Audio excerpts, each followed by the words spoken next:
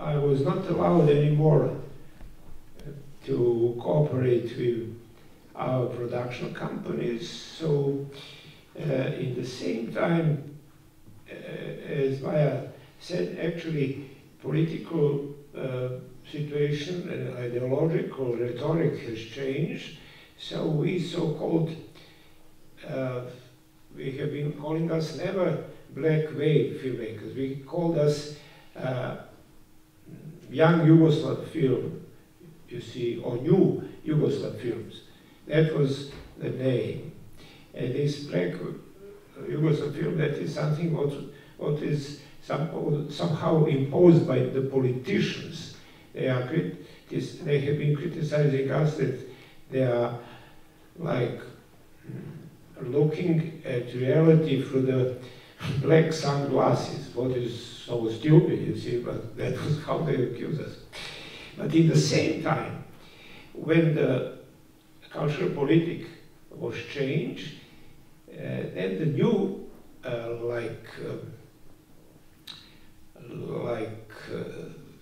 energy and promotion went in a big partisan spectacles. You see, one of the biggest in 71 or 72 was veliko, like Battle of Neretva. And everybody who knows the facts from the history knows that actually the scope of that film was not somehow reflecting the reality. Of course, there was a partisans in the mountains against the fascists and so on, but they have been modestly equipped in small numbers and so on. And then Bulajic is making a big spectacle which looks like, you know, American invading Normandy with the big names from the Hollywood, like Orson Welles, Sylvia Koshchina, Kruger, and others. They are playing this roles there, and you know, our Bator Živojinović is having this machine gun, he's killing dozens of Germans, so it looks like, I would say,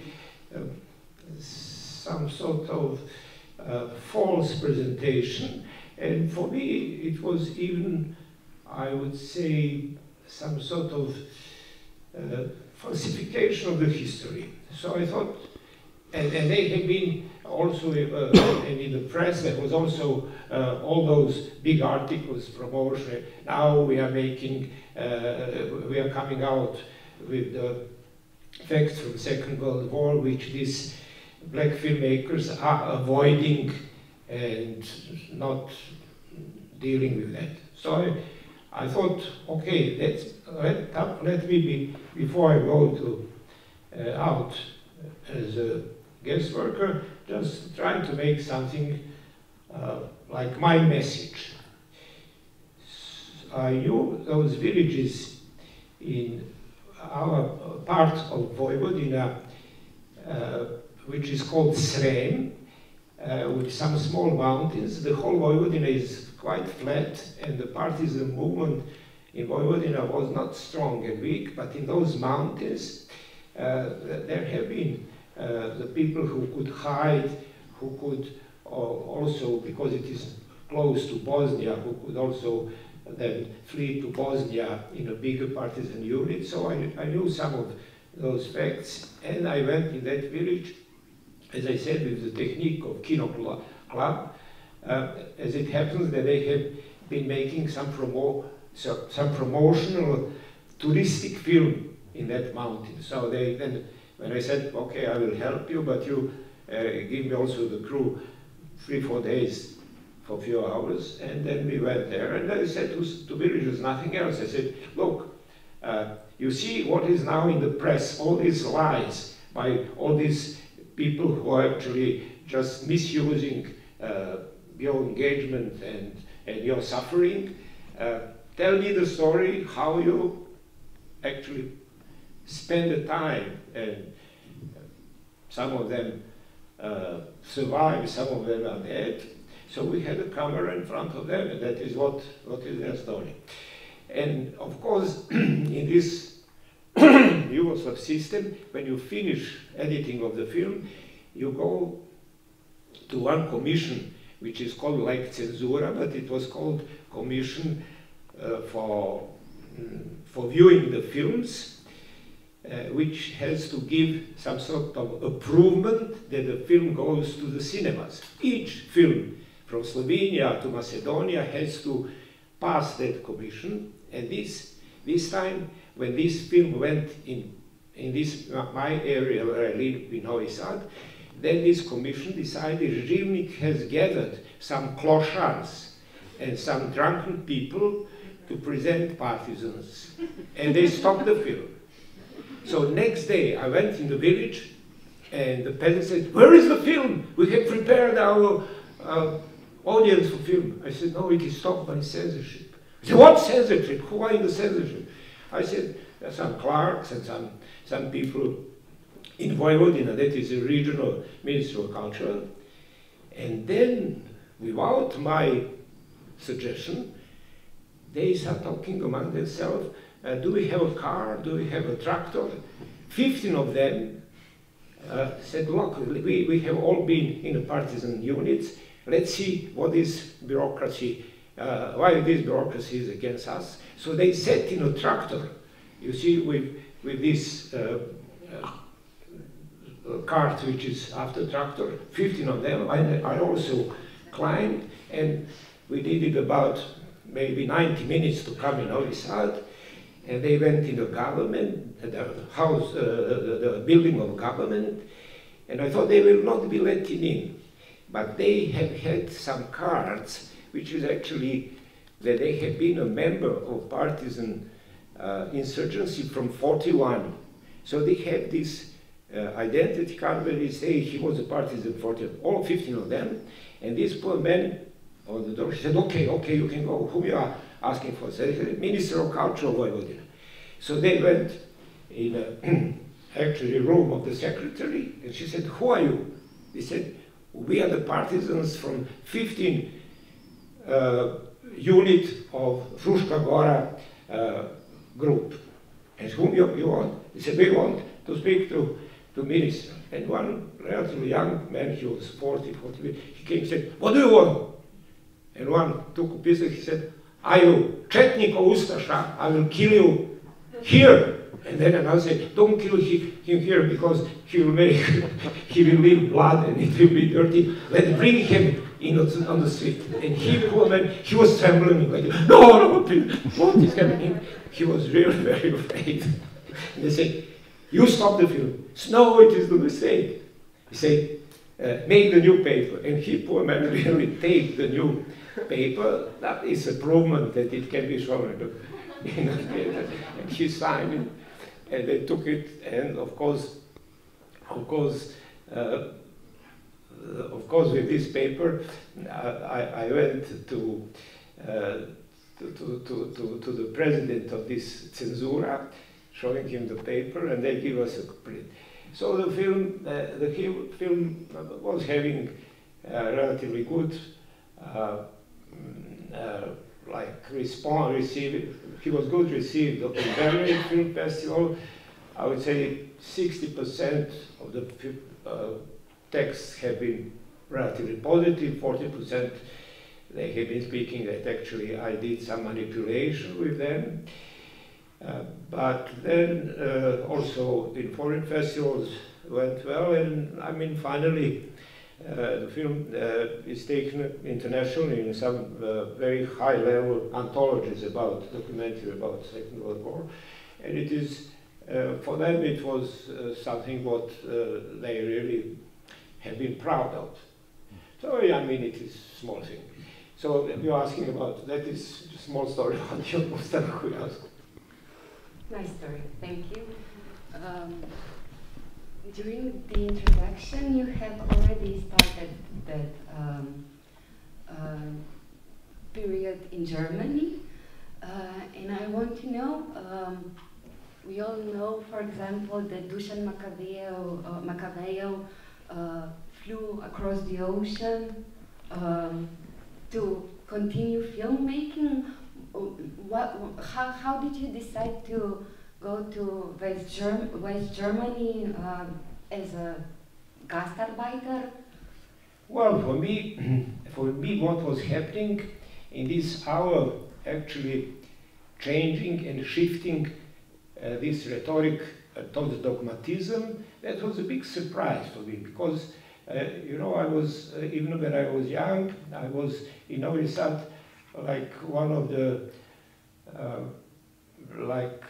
managers in our like Škuc, which is called Tribina Mladih, and it was in a time, early 60s, that I can be a witness that the cultural politic was very open. So in our region, even we somehow could freely invite some intellectuals who have been all over Yugoslavia, sometimes even political criticizing. For instance, the whole group of Slovenian intellectuals who have had this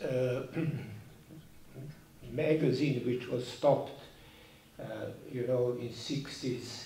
That was Perspektive, I think. Okay. So I remember when I saw that some interesting sociologists, historians and philosophers have been stopped in one magazine in Ljubljana. I wrote simple letters to Taras Kermal, to Veliko and so on, and I invited them. They came. They freely have been talking. Even the people from Belgrade came. You see, so I remember that somehow the whole principle of this country of ours, after conflict with Eastern Bloc and Soviet Union, have had a moment of sort of freedom for new approach in analyzing society, in engagement in art and so on. And on that, in that atmosphere, Makavejev and the others, also Slovenian directors, have been making these new films. And this shift for me was some sort of surprise, which I felt it is a dangerous surprise for that country. But then I thought, okay, it is something serious. Let's go and see how the country, who was the evil of humankind and the nation, and that is Germans, you know, they started this fascism with idea actually to put as a slave the whole continent. I mean, it's not a small thing. This Hitler ideology is something, how would I say, among the most evil things in the history of mankind. Maybe the Genghis Khan was having the same ideas, you see. But those Germans, they even have had much more developed means for war and technique. And as I was, with my short films, first time going with colleagues on German film festivals from actually 67, 68, and we have been so surprised that on German festivals, especially short films, for instance, Oberhausen, but also some other cities, the atmosphere was very easygoing, somehow friendly. They also have had a feeling, not of guilt, but of the mistake, because they didn't have those people who have been leading.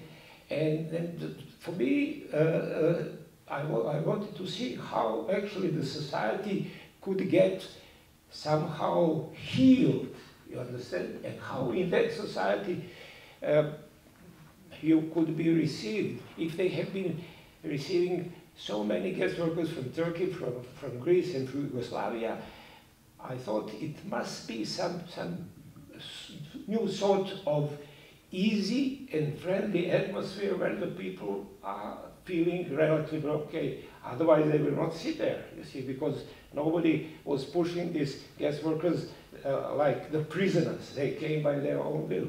So for me, that was interesting. And then another thing what was also very interesting is the fact that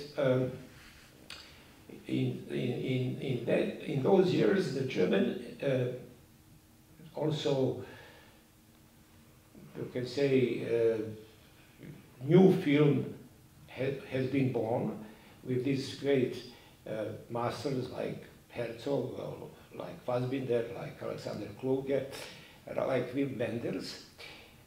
We have been seeing them on the German film festivals for documentary films, but our films and our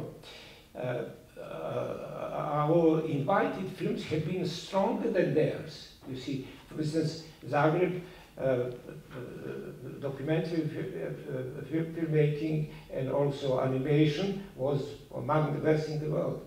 Also, Sarajevo documentary films have been very highly judged, also Belgrade, also some of Slovenian films. And so I thought, let's see, let's not go only to spend time in searching for budgets and money, what many people from Eastern Europe have been doing, going in the Western countries. These great masters, as you know, you see, they just lost themselves in years and years of trying to, you know, collect some money, and they have had also many contacts and so on, and for me that was not productive. So I said I will just try to do what is appropriate for me as a guest worker, because I was, you know, just like those people in the same situation. Would I be able to find the money to pay the rent or not, you see? But what was also something what was very much supportive for filmmaking in that time in Germany, I think it is made, of course, to strengthen the German scene. First of all, short films have been, by some sort of regulation, compulsory to be put in the front of all long films in the cinema. So Germany, as a big country, was like having in distribution around 250 films from all over the world. That means that in Germany there was a need for 200 new short films. Why? Because they made a law, if in front of the film comes a short film, is shown a short film, German production, which is of some sort of artistic value, then the whole program does not have to pay taxes. That is first. And second, the producer of the films, short films, or a group who have been producing it, they are by this commission of film critics, they are awarded like they made very good art piece. They got some sort of award which was called Besonderes Wertvoll, what means a special value, and then producer automatically got 30,000 euros automatically to make like next film and so on. So that is about 70,000 euros. I didn't know that in first time, and these people who had registered the firm, they even did not tell me. They just after 2 or 3 films, because all those films, they have been, all these, I mean, one can say clochard films, they have been running in the cinemas. I made, beside this, another maybe 3-4 in the cinemas, and they have been running on television. And in Germany, the second television program, which is for the whole country, they have had each week 2 hours for short films. So you see, those things which actually in our country would never be shown in even of the festivals, like this very outraged young boy who is speaking about his condition of living. That will not be shown on our television. That went on ZDF, and that started a big polemic, and some lawyers have been engaged, and a big court process came, you see. So I was first worried that we will have some harm, but then they took discussion among themselves, you see. Only what also happens, which I did not know before, this film which is called Public Prosecution, when he was sent to be judged by this commission of good film critic, then after 2 or 3 days came a letter to our address, very simple. Like we have been watching Public Prosecution, your film essay, and we see that director of the film is a foreigner who does not understand our political and economical situation and also controversial situations. So we stopped the film from distribution completely. And commission, which I did not commission, institution, which I did not know that it exists, it is called freiwillige Selbstkontrolle, what means voluntary self-control, and it is like actually some sort of censor in German, and it still exists. And this film is still under on the list of them, so they did not let us to make a color copy. This copy which was on the editing table. So they said, no, it cannot be. It can be shown only out of distribution. That means on the festivals or on retrospectives, even today. You see? So it exists. It exists in a city of Wiesbaden. So I went to see them, saying them, yeah, hello, I'm this. I said, yes, your film is still on the list. So I mean, very serious system. Želimir, who was your producer? It was also Yugoslav. There was a name. Producent je bio isto Jugoslavan.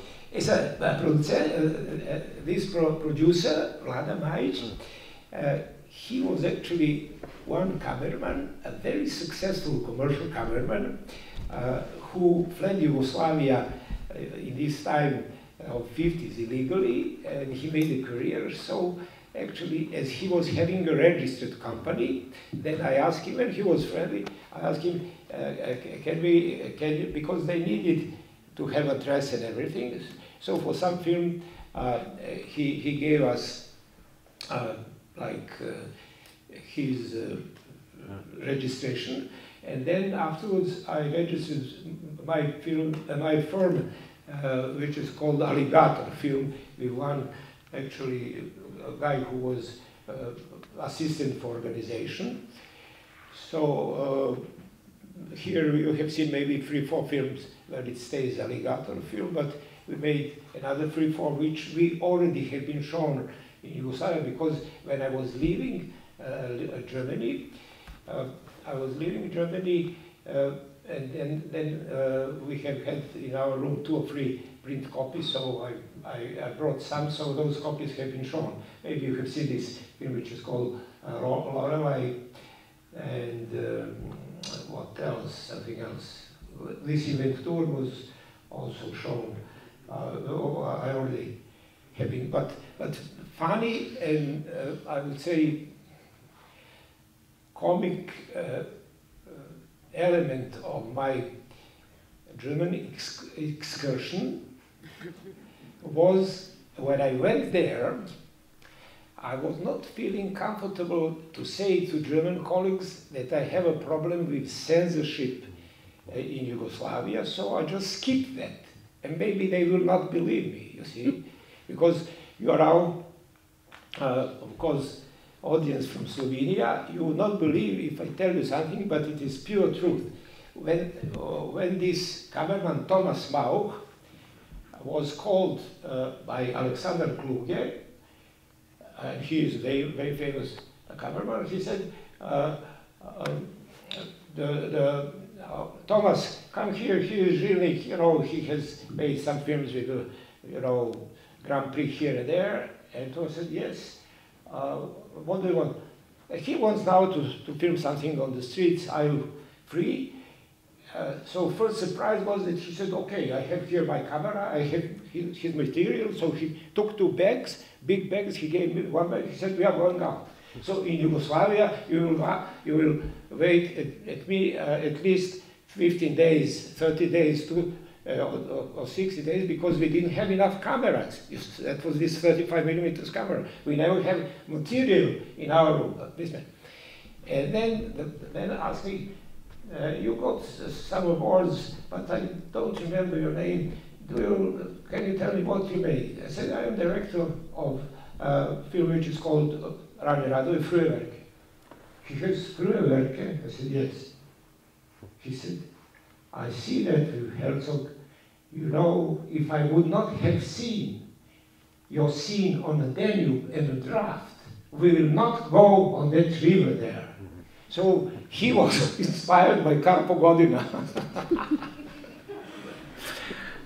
So it's not like whenever he's very old now, but even we met like 2 years ago and he still remembers that. Anyhow, so you see, we have not been completely unknown, but we have been, in this case, we have been starting again from below, from the zero, which I don't feel uncomfortable, you see. Now, what I did not finish with my story. So when I went there, I did not tell them that I have a problem with censorship. But when I returned home to Yugoslavia, that was not because of censoring this short film.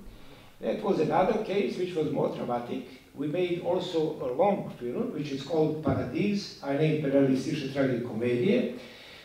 Znači, Raj, jedna imperialistična tragikomedija, koji je vrlo, može se reći, ovako provokativno i radikalno kritičan. Napravljen je o jednom slučaju za koji smo vi čuli iz ready for speak Serbian or English? I was speaking.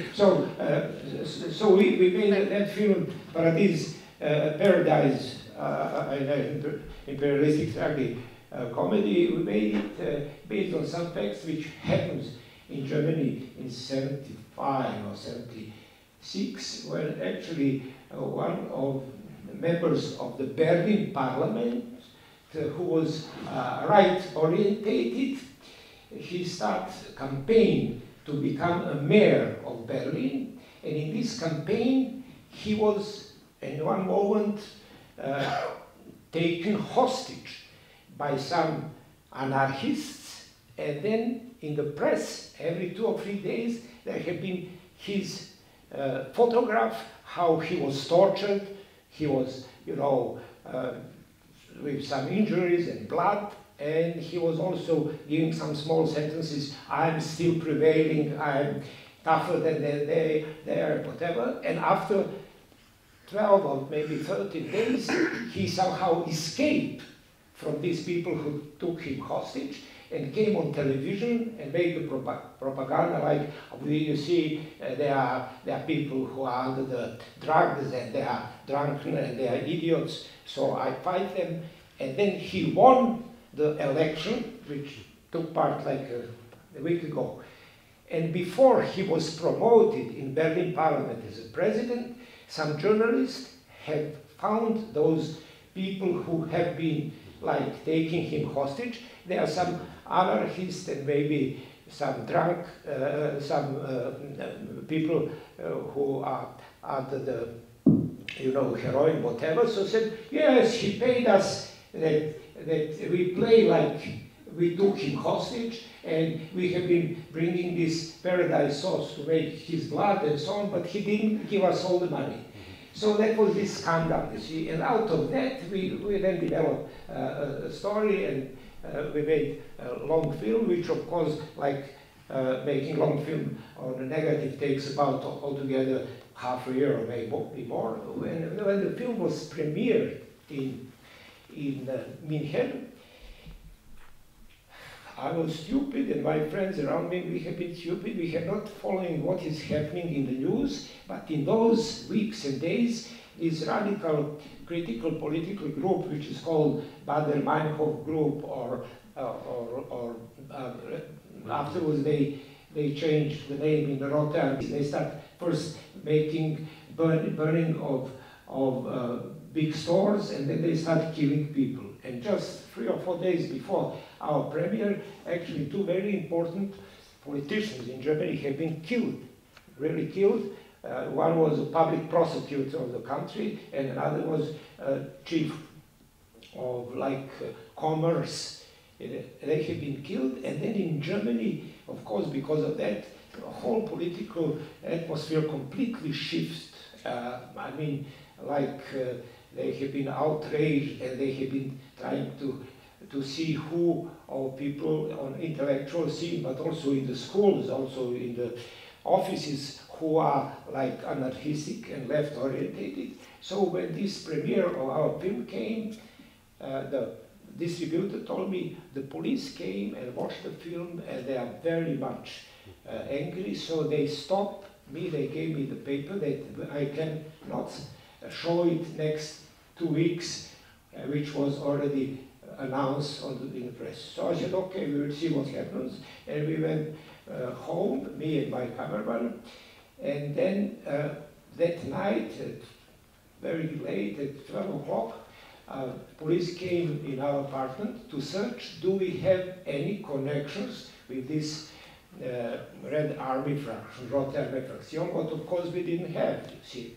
We have been making in the film some references, I mean in dialogues and whatever, but we did not, I didn't even know any of those people personally.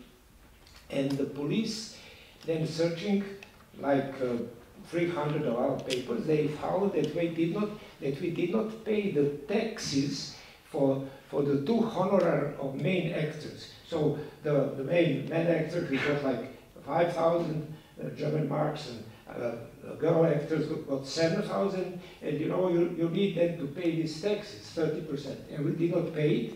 And we said, okay, but we just made a film, we have money on our account, but police actually arrest me and cameraman.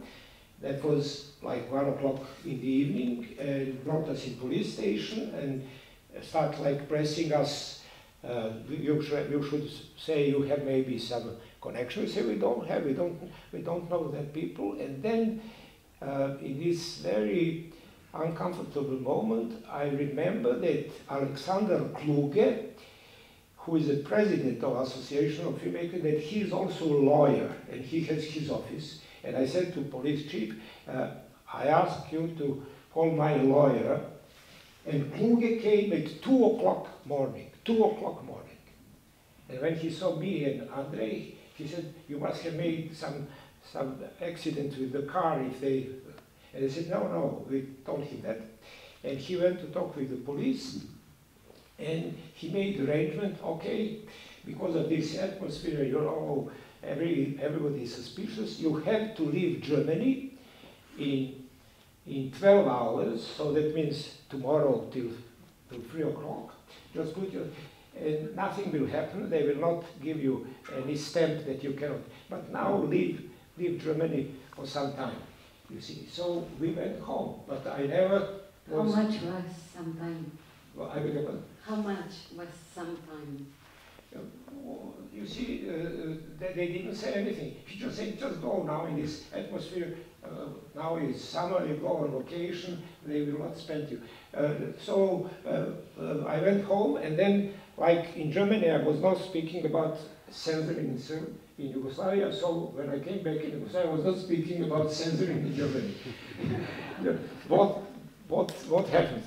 I just met a theater director in Novi Sad. There is a quite good theater, and he asked me, you have been making films in Germany? And I said to him, besides films, I also start rehearsing one theater play which we wrote. It is called Gastarbeiter Oper.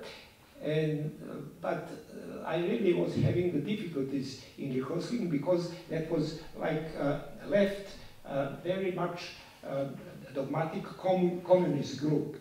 So who have been, also the actors have been trying me to change some dialogues. And I said I had a problem with them, so maybe I will not go to finish with them. And this director, Miloš Hadžić, of theater, very excellent one who made this festival in Novi Sad, you know, very good, which is called this Novi Sad Theatre Festival. She said to me, well, give me, I know German, give me that text, maybe we will, if it is good, we will play now. So in 1 week or two, he said, yeah, I'll come here and start rehearsing. So I became a theater director, and it was very successful. Then from Germany came from one theater which is called Kölnische Bühnen, I think. They wrote invitation letter and said, we have heard, because the German press also have been writing quite a lot about this Novi Sad theater play.